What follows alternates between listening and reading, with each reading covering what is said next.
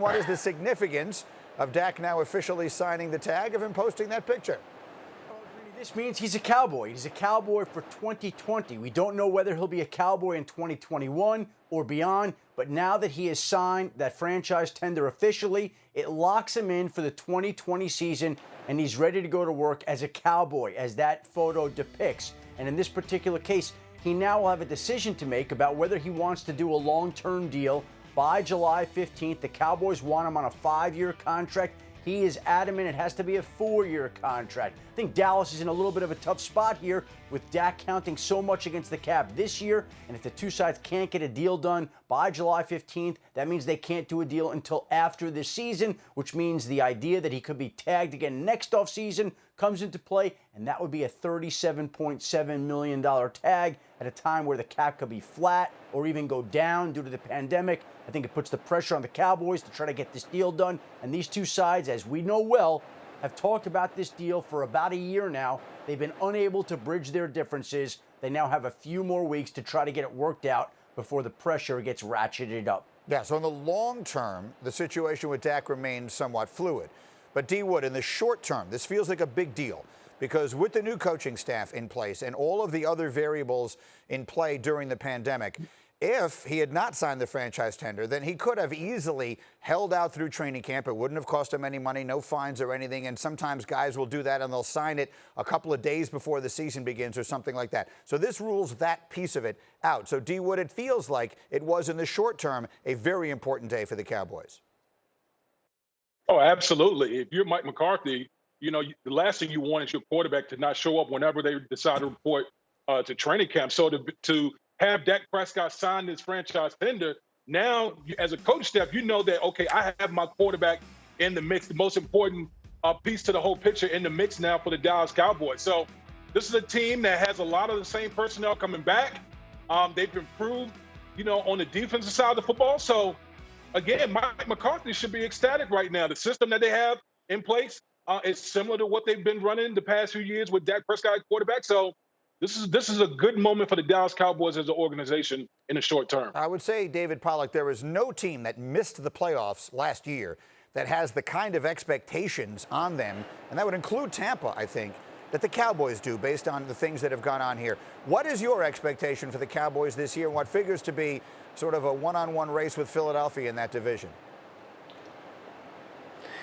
More of the same. You know, I think last year the expectations were high and they did what the Cowboys tend to do. And if you look in this division, yeah, I think Damien just pointed out that the Eagles or that the Cowboys, you know, they're a team that has a lot of pieces in place, has improved. I think the Eagles have improved more. I think the Eagles are still far and away the favorites for this division. I think every year we do this with the Cowboys and we get pumped up, and some people even put them in the Super Bowl. I don't know who that would be, but some people put them in the Super Bowl and they don't even make the playoffs year after year after year. So I think the Cowboys, I expect the same what we've seen. You know, mediocre team that's going to be average, an average team that's not going to make the playoffs. Really? And tell me why. They bring in, obviously, your usual spot here is talking about college. So they bring in C.D. Lamb, who should provide a significant boost, we would think, going on the other side from Amari Cooper. They've got Zeke. They've got the quarterback in play now. What is it you're concerned about?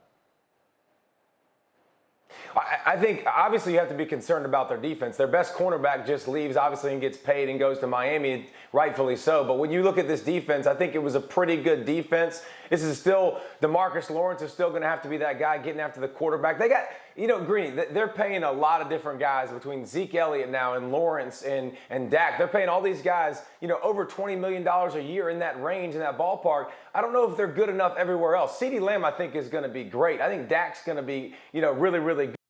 This is the number one offense last year in college football. Greeny, did you ever watch this offense and feel like it was the number one offense? I did not, to be honest with you. Sometimes when you looked at the efficiency numbers, and I don't know if those can sometimes be deceiving, but yes, I was frequently surprised by how good the numbers were on their offense. Yeah, I don't think they're as good as we always want to sell them to be. Listen, the offensive line now, your center retires. I just think there's going to be some holes. I think defensively they're going to be okay. I think offensively They're not going to be great, but they're going to be really, really good. I think CeeDee Lamb gives them a chance to continue to be more explosive. But I don't think the offense is something people talk about it being the number one offense in NFL football. I don't even think it's remotely close to watching Lamar and the Ravens or watching the Chiefs and Mahomes or watching Breeze and the Saints. I don't get that feeling when I watch this offense. I think those offenses scare the mess out of me. The Cowboys don't. I think that's fair. D. Wood, Cowboys or Eagles in the NFC East as we sit right now? Right now, I have to go with the Philadelphia Eagles. I really love the additions that they've added on offense. And we saw at the end of last year, we saw an Eagles team that was depleted. I mean, they had guys at wide receiver that were on the practice squad, for God's sakes, and they still beat the Dallas Cowboys to end up winning the NFC East. So right now, I'm going to have to say the Eagles, but I still think the Dallas Cowboys will make the playoffs. Listen, everything was banked on Jason. Everything was at the feet of Jason Garrett as to why the Dallas Cowboys didn't live up to expectations. That's why you bring in Mike McCarthy, a guy who's won a Super Bowl with the Green Bay Packers, who developed Aaron Rodgers. So that, to me, should be the difference for the Dallas Cowboys to get over the hump and get into the playoffs and to contend this year. Schefter, final thought.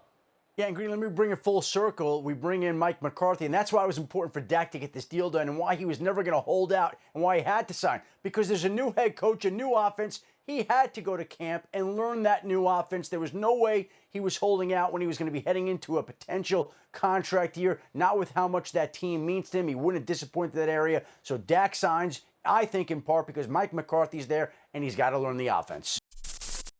Thank you for watching ESPN on YouTube. For live streaming sports and premium content, subscribe to ESPN+.